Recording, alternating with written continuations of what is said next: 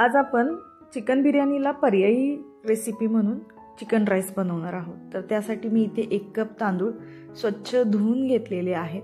त्यानंतर मी इथे पाव किलो चिकन घेतलेलं आहे। आता हे जे चिकन आहे ते सर्वात आधी आपल्याला निर्जंतुकीकरण करून घ्यायचं आहे। तर त्यासाठी मी इथे थोडंसं मीठ घातलेलं आहे आणि पाण्याने स्वच्छ हे जे चिकन आहे ते धुवून घेतलेलं आहे।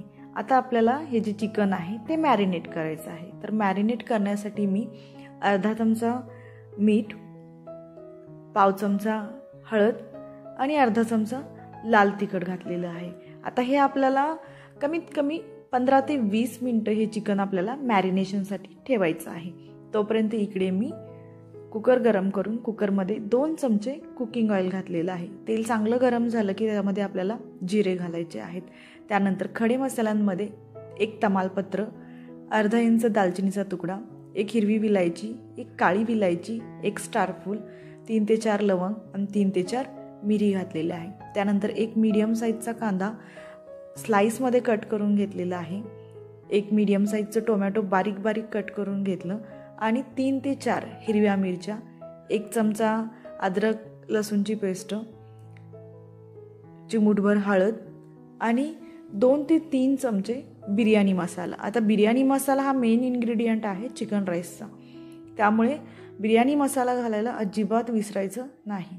आणि हे सर्व आपल्याला थोडीशी हे जे चिकन आहे ते थोडंसं अंगच्या पाण्यामध्ये शिजवून घ्यायचं आहे। तर त्यासाठी मी कुकरचं झाकण फक्त वरती ठेवलेलं आहे आणि तुम्ही पाहू शकताय की जे चिकन आहे त्याला स्वतःचं अंगचं पाणी सुटायला चालू झालं आहे। तर मधून मधून हे असं आपल्याला चमच्याच्या साहाय्याने चिकन हलवून घ्यायचं आहे, नाहीतर ते तळाला लागू शकतं। त्यानंतर मी इथे जे आपण तांदूळ धुवून घेतलेले होते ते तांदूळ घातलेले आहेत आणि थोडीशी कोथिंबीर वरून घातलेली आहे।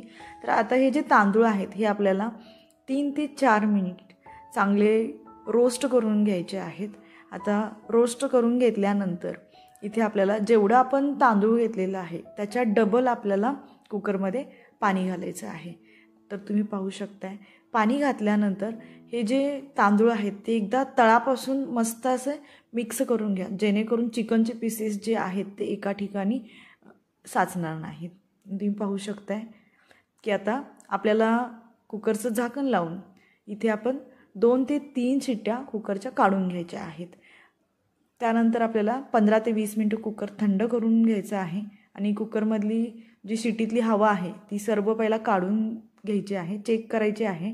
आणि तुम्ही पाहू शकताय आहा हा मस्तच, किती सुंदर असं आपलं चिकन राईस तयार आहे। वरून थोडीशी कोथिंबीर घाला आणि गरम गरम लगेचच खायला घ्या।